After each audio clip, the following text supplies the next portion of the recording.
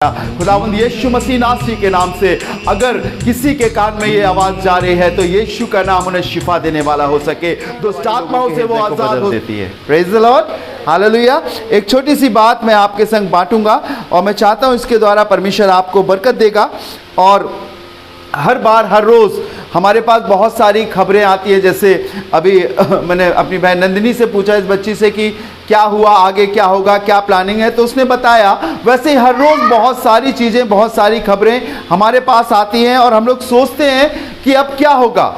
एक कोरोना की, संक्रमण की, गरीबी की, नौकरी चली गई, लाखों लोगों की, हज़ारों लोगों की नौकरियां चली गई, कैसे घर चलेगा, आशाएं खत्म हो गई, लोगों की उम्मीदें खत्म हो गई। अब समझ में नहीं आता कि क्या करेंगे। हर रोज़ हमारे कानों में कोई ना कोई नकारात्मक बात ज़रूर आती है। अरे वो मम्मी ठीक थी, भैया पता नहीं रात में क्या हुआ।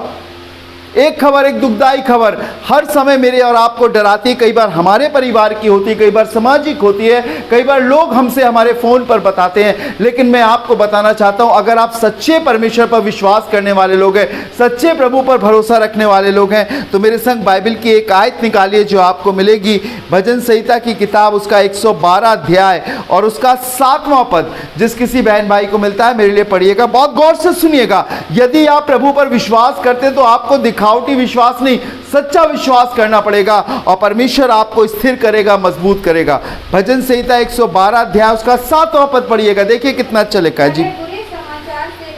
लिखा है, वो कहने लगा वो बुरे समाचार से नहीं डरता। अगर किसी को अपने प्रेम करने वालों की, अपने मिलने वालों की अगर मृत्यु की खबर हमारे कानों में आती है तो हमको क्या होता है, डर लगता है। अभी मैं कुछ घर में विजिट कर रहा था और वो मुझसे कहने लगे कि फलाने अंकल की कुछ दिन पहले डेथ हो गई। मैं सोचने लगा वो तो भले चंगे और अच्छे थे, हिस्पुस थे, तंदुरुस्त थे, कैसे उन खत्म हो गए।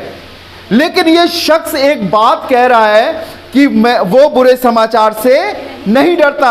आखिर क्यों नहीं डरता, सुनिएगा। क्यों नहीं डरता? क्योंकि उसका हृदय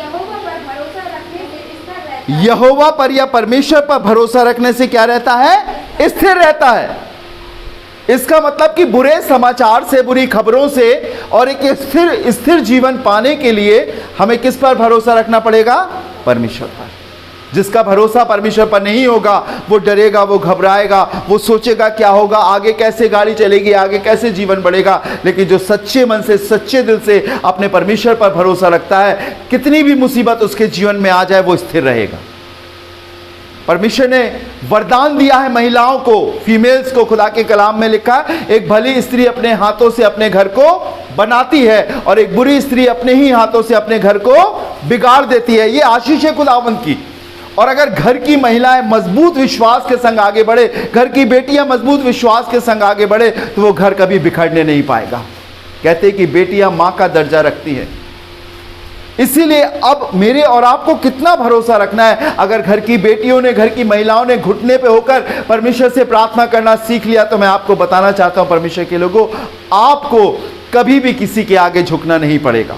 जिस घर में दुआएं होती हैं, सच्चे मन से प्रार्थनाएं होती हैं, लोग उपवास रखकर प्रार्थना करते हैं, वो उलझा नहीं रहता, उसके लिए रास्ता निकलता है, वो आगे बढ़ जाता है। लेकिन वो लोग जो सिर्फ परमेश्वर के नाम का इस्तेमाल करते हैं, अपने काम के लिए उसे इस्तेमाल करते हैं और काम होने के बाद भूल जाते हैं, मैं आपको बताना चाहता हूं वो परिवार थोड़ी देर के लिए प्रभु के पास होता, फिर शैतान उन्हें जकड़ लेता है। यहां लिखा हुआ है, वो बुरे समाचार से नहीं डरता, उसका हृदय परमेश्वर पर भरोसा रखने से स्थिर है। इसका 8वां पद पढ़िएगा। हाँ, उसका हृदय कैसा है, संभला हुआ है। हृदय संभले हुए का मतलब समझते हैं। कई बार हृदय डमाडोल होता है, कई बार हृदय ऐसा हो जाता है कि आज इधर की सोचता है, कल उधर की सोचता है। भैया हमने देख लिया था, भैया हमने समझ लिया था, भैया हमें नहीं मालूम। ठीक है ना। हृदय क्या होता है, मन क्या होता है, डमाडोल होता है। लिखा हुआ इसका हृदय संभला हुआ है। आगे, वो ना डरेगा वरन अपने द्रोहियों पर दृष्टि करके संतुष्ट होगा। लिखा हुआ उसका हृदय स्थिर है, वो ना डरेगा वरन अपने द्रोहियों पर, शत्रुओं पर दृष्टि करे, विजय, लिखा विजय से देखेगा। ये बात मैं इसलिए आपको बताना चाहता हूँ परमेश्वर के लोगों की, कई बार हमारे जीवन में अस्थिरता आती है। कुछ समय तक तो अच्छा चलता है जब हम प्रभु में रहते, लेकिन कुछ समय के बाद हम भूल जाते हैं, क्योंकि इतनी जिम्मेदारियां हमारे घर में, हमारे ऊपर, हमारे परिवार में, जिन्हें निभाते निभाते कई बार हम परमेश्वर को दूर कर देते। लेकिन परमेश्वर के लोगों, यदि हम अपने प्रभु यीशु मसीह को आगे रखेंगे तो बाइबल में लिखा हुआ है, वो बुरे समाचार से नहीं डरता, उसका हृदय यहोवा पर भरोसा रखने से स्थिर रहता है।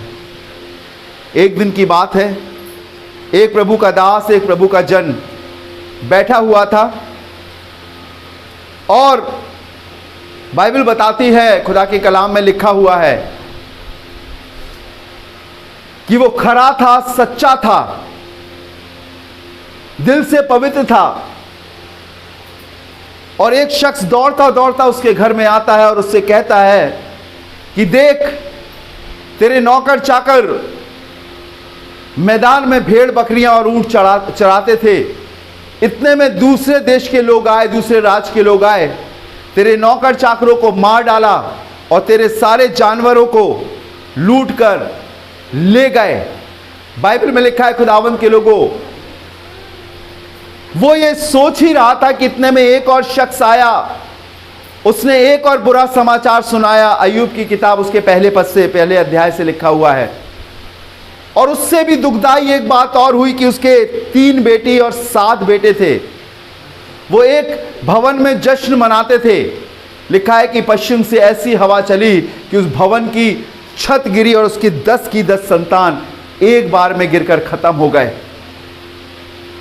और यही बात नहीं रुकी, बाइबल में लिखा हुआ है परमेश्वर के लोगों कि वो सिर की चोटी से लेकर पैर की एड़ी तक बड़े बड़े फोड़ों से भर दिया गया। और लिखा हुआ है उसका शरीर इतना खुजलाने लगा, वो ठीकरा लेकर राख पर बैठ गया और खुजलाता था। उसकी बीवी उसके पास आई और कहने लगी, क्या तू अब भी अपनी खराई पर बना रहेगा? परमेश्वर की निंदा कर मर जाए तो मर जा। उस शख्स ने कहा, तू क्यों एक मूढ़ स्त्री सी बातें करती है, जिस परमेश्वर के हाथ से हम सुख लेते हैं, दुख ना लें। परमेश्वर ने दिया, परमेश्वर ने लिया, उसका नाम धन्य हो। उसके बाद लिखा है कि तब भी अय्यूब ने अपने मुंह से कोई पाप नहीं किया। ये बात मैं इसलिए आपको बताना चाहता हूं परमेश्वर के लोगों, ऐसे समाचार जब कानों में आते तो सब कुछ बर्बाद हो जाता है, सब कुछ खत्म हो जाता है। इंसान के इरादे, इंसान की मनसा, इंसान की सोच, सब कुछ खत्म हो जाती है। लेकिन मैं आपको बताना चाहता हूं परमेश्वर के लोगों, अगर हम परमेश्वर पर भरोसा रखने वाले हैं, हमारा मन स्थिर रहेगा।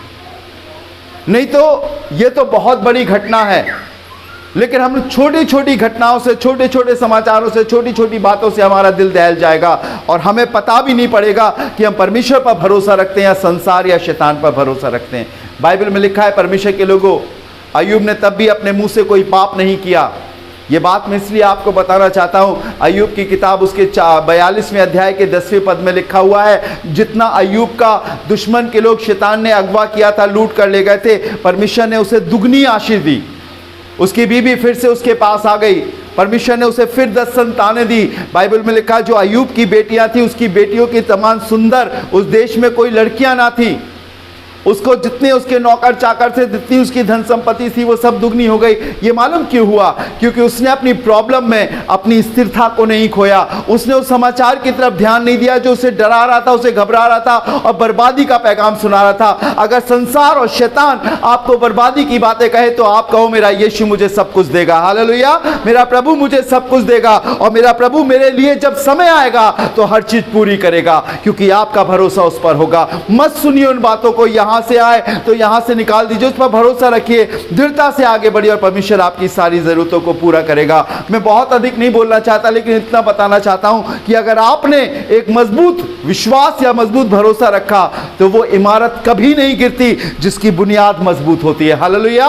वो कभी नहीं गिरती, वो कभी भी नहीं मिटती जिसकी बुनियाद गहरी पड़ी हो, और परमेश्वर आपको आगे बढ़ाएगा। इसीलिए बाइबल बताती है वो बुरे समाचार से नहीं डरता, क्योंकि उसका हृदय परमेश्वर पर भरोसा रखने से स्थिर रहता है और उसका हृदय संभला हुआ है, इसलिए वो ना डरेगा, वरन अपने द्रोहियों पर दृष्टि करके संतुष्ट होगा। आपको आपके दुश्मन से बदला नहीं लेना पड़ेगा, सिर्फ आप परमेश्वर पर भरोसा रखोगे। अगर आपके बैरी, आपके दुश्मन आपको घेरेंगे तो परमेश्वर आपकी तरफ से खड़ा होगा। आप देखोगे, लिखा है अपने द्रोहियों पर दृष्टि करके क्या होगा? संतुष्ट होगा। बाइबल में लिखा पलटा लेना परमेश्वर का काम है, पलटा हमें नहीं लेना चाहिए। सिर्फ आप परमेश्वर से प्रार्थना करो, विश्वास से उसमें स्थिर रहो, मजबूती से उस पर डटे रहो और परमेश्वर आपकी तरफ से खड़े होकर लड़ेगा और आप जयवंत होगे। Praise the Lord. इसीलिए बाइबल बताती है वो बुरे समाचार से नहीं डरता, क्योंकि उसका हृदय परमेश्वर पर भरोसा रखने से स्थिर होता है। आइए अपनी आंखों को बंद करेंगे, प्रार्थना करेंगे। प्यारे प्रभु यीशु मसीह, हम आपका धन्यवाद देते हैं आपकी हर एक बरकतों के लिए, इस शाम के लिए, एक अच्छी आराधना के लिए प्रभु, जब हम अपने भाई बहनों के संग प्रभु आपके चरणों में बैठकर आपके कलाम को सुन सकते हैं, आपकी महिमा कर सकते हैं, गीत गा सकते हैं, गवाही दे सकते हैं। प्रभु मैं आपका धन्यवाद देता हूँ। एक कठिन परिस्थिति से तूने हमको निकाला है कि आज दयालु परमेश्वर हम एक दूसरे का ख्याल रख सकते हैं, एक दूसरे के लिए प्रार्थना कर सकते हैं। प्रभु हम आपका हृदय से धन्यवाद देते हैं। आज प्रार्थना करते प्रभु, तेरा वचन जो तूने मुझे दिया है, तेरे बेटे और बेटियों के बीच में बांटा है खुदावंद, इनके विश्वास को मजबूत कर, इनके भरोसे को स्थिर कर खुदावंद, ताकि जो बातें इनके कानों में आती हैं, बाइबल में लिखा जो बातें उड़ती हुई आती है, दिन दोपहरी उजाड़ने वाली बातें आती है, खुदावंद उनसे इनकी रक्षा कर। मजबूत विश्वास दे कि प्रभु कोई इन्हें कभी तुझसे जुदा ना करने पाए। संसारिक कोई भी अभिलाषा, संसारिक कोई भी दिखावा, संसारिक कोई भी अट्रैक्शन इन्हें तुझसे जुदा ना करने पाए। लेकिन ये बेटियां खुदावंद यीशु मसीह के नाम के द्वारा अपने घर को बनाने वाली हो सके, यीशु मसीह नासी के नाम के द्वारा स्थिर और मजबूत हो सके। दयालु परमेश्वर मैं प्रार्थना करता हूँ तेरा अनुग्रह इन पर हो। आज जो सिर उठाकर, सिर झुकाकर बैठी है, एक दिन सिर उठाकर फक्र से कह सके कि हमारा प्रभु परमेश्वर हमारे साथ है। खुदावंद इन्हें चंगाइयां देना, शिफा देना। खुदावंद खासतौर से दिव्या के लिए प्रार्थना करता हूं प्रभु, ये तेरी बेटी है, तेरी बच्ची है खुदावंद, पथरी का दर्द है खुदावंद, इसको छू ले और शिफा दे खुदावंद। हम जानते हैं प्रभु दवाइयां तो थोड़ा सा इलाज करती है, लेकिन तू तो पूरी चंगाई देता है प्रभु जी। यीशु के नाम के द्वारा दिव्या अच्छी होने वाली हो सके, ये पथरी डिसॉल्व होने पाए खुदावंद। मैं प्रार्थना करता हूं प्रभु जी नंदिनी के लिए, जिसे पेन होता है खुदावंद, यीशु तेरी बेटी है, तेरी गवाही देती है प्रभु जी, तूने चुनकर निकाला है खुदावंद, उस पर दया कर खुदावंद, होने दे प्रभु यीशु मसीह के नाम के द्वारा ये चंगी हो सके। आज तो डरी और सहमी रहती है, लेकिन एक दिन प्रभु जी खुशी से कूद कर बता सके मेरा प्रभु मेरे संग है और उसने सब कुछ ठीक किया है। मैं धन्यवाद देता हूं प्रभु जी अपनी बहन बबली के लिए, अपनी दीदी के लिए खुदावंद, यीशु मसीह प्रियंका के लिए धन्यवाद देता हूं। और आशीष दे खुदावंद, ये बातें यहां रुक ना जाए, लेकिन अब शुरुआत है प्रभु। इन अंत के दिनों में ये तेरी बेटियां एक धधकती हुई आग के समान लोगों को तेरा सुसमाचार सुनाने पाए, लोगों को गवाही देने पाए, लोगों को अच्छी बातें बोलने सके और तेरी आत्मा इनके जीवन को बना सके खुदावंद। प्यारे प्रभु जी कोमल को खुदावंद, रीना को प्रभु यीशु मसीह, इस घर की सारी बेटियों को खुदावंद, अपनी आंटी को, सबको तेरे हाथों में सौंपता हूं प्रभु जी। काजल को तेरे खून में छिपाता हूं प्रभु, तेरी बेटी है प्रभु जी, विश्वास कर रही है, आगे बढ़ रही है प्रभु जी। इनके लिए रास्तों को खोल खुदावंद, ट्रेनिंग करना चाहती है, आगे बढ़ना चाहती है प्रभु। हम कुछ नहीं कर सकते, आप कर सकते हैं। रास्ता निकालिए प्रभु, ये बेटी अपने पांव पर खड़ी हो और एक ऐसी जिंदगी जी सके खुदावंद जो फक्र की और परमेश्वर की महिमा की हो खुदावंद। हाँ प्रभु, मनुष्यों की दृष्टि में ये बेटियां हैं, लेकिन प्रभु तेरी दृष्टि में ये बेटे हैं, तेरी दृष्टि में वो पवित्र आत्माएं हैं, तेरी दृष्टि में वो पवित्र लोग हैं जो तुझ में आगे बढ़ रहे हैं। प्रभु इनकी मदद और सहायता करना प्रभु जी। जो इस दुआ को सुन रहे हैं और जो सुनने वाले हैं, उन सब के लिए भी दुआ करता हूं प्रभु, तूने चंगाइयां देना खुदावंद यीशु मसीह नासरी के नाम से। अगर किसी के कान में ये आवाज जा रही है तो यीशु का नाम उन्हें शिफा देने वाला हो सके, दुष्ट आत्माओं से वो आजाद हो सके खुदावंद, छुटकारा प्राप्त कर सके और जान सके कि यीशु मसीह ही उद्धार करता है प्रभु। सबको आपके हाथों में सौंपते दीपक के लिए दुआ करता हूं प्रभु, इसे भी आशीष दे और आगे बढ़ा खुदावंद, सच्चाई से आगे बढ़ा खुदावंद। और प्रभु यीशु मसीह में मेरी इच्छा है कि सचमुच एक दिन ऐसा काम करे जो तेरी दृष्टि में बहुत ही अच्छा हो प्रभु।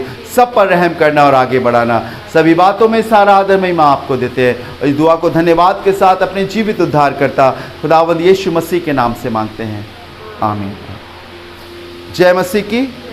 प्रभु यीशु का धन्यवाद हो, वो महिमा के योग्य परमेश्वर है। और बड़ा अच्छा लगता है जब हम लोग इकट्ठे होते हैं और आंसू बहाकर, बोझ से, एक दूसरे के दर्द को, परेशानी को अपने जीवन में महसूस करके जब आप प्रार्थना करोगे ना, प्रभु ठीक करेगा।